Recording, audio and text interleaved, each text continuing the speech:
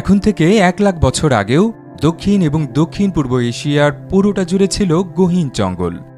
আনুমানিক 70 থেকে 80 হাজার বছর আগে এই এলাকায় প্রথম আদি মানুষের বসবাস শুরু হলে ধীরে ধীরে সেই জঙ্গলের আয়তন সংকুচিত হতে থাকে, যার আগ পর্যন্ত বিশ্বের বৃহত্তম জঙ্গলের অবস্থান ছিল এই দক্ষিণ এশিয়ায়। যদিও বর্তমানে এই খেতাব দক্ষিণ আমেরিকার অ্যামাজন জঙ্গলের মাথায় উঠেছে। যাই হোক, সুপ্রাচীন সেই জঙ্গলের বিশাল একটা অংশের অবস্থান ছিল ভারত মহাসাগর এবং বঙ্গোপসাগর সংলগ্ন উপকূলীয় এলাকায়। প্রাকৃতিক কারণেই উপকূলীয় এলাকায় জঙ্গলের চেহারা ক্রান্তীয় বনের বদলে ম্যানগ্রোভ বনে পরিণত হয়। ম্যানগ্রোভ বনের অন্যতম বৈশিষ্ট্য, এই বনের উদ্ভিদগুলো দিনে একাধিকবার সমুদ্রে জোয়ারের কারণে নোনা পানিতে অর্ধেক ডুবে থাকে। দক্ষিণ ও দক্ষিণ পূর্ব এশিয়ার উপকূলীয় এলাকা জুড়ে বিস্তৃত এই ম্যানগ্রোভ বনের খণ্ডিত কিছু ভগ্নাংশ এখনও টিকে আছে। ভারতের তামিলনাড়ু এবং অন্ধ্রপ্রদেশের উপকূলীয় এলাকায় অবস্থিত ম্যানগ্রোভ বন দুটি সেই ভগ্নাংশগুলোর মধ্যে উল্লেখযোগ্য।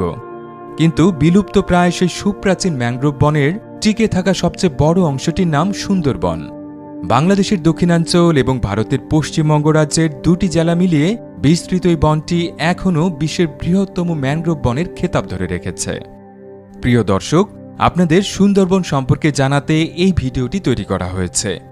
চলুন তবে আর দেরি না করে আদ্যপান্তর এই পর্বে সুন্দরবন সম্পর্কে বিস্তারিত জেনে আসি।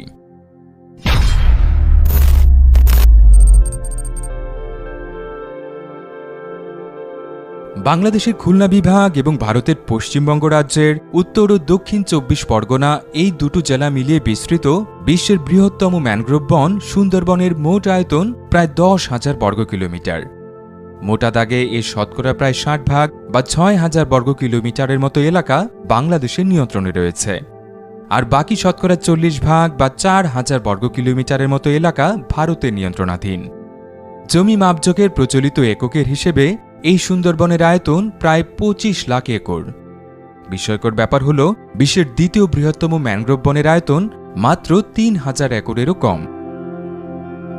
ভৌগোলিকভাবে এই সুন্দরবনের সীমানা দুটো নদী দিয়ে নির্দিষ্ট করা হয়েছে। পূর্ব দিকে ভারতের হুগলি নদী আর পশ্চিমে বাংলাদেশের বলেশ্বর নদ। এই দুটো জলধারার মধ্যবর্তী ম্যানগ্রোভ বনাঞ্চলের আনুষ্ঠানিক নাম সুন্দরবন। এই বনাঞ্চলটির নামকরণ নিয়ে একাধিক মতবাদ প্রচলিত রয়েছে।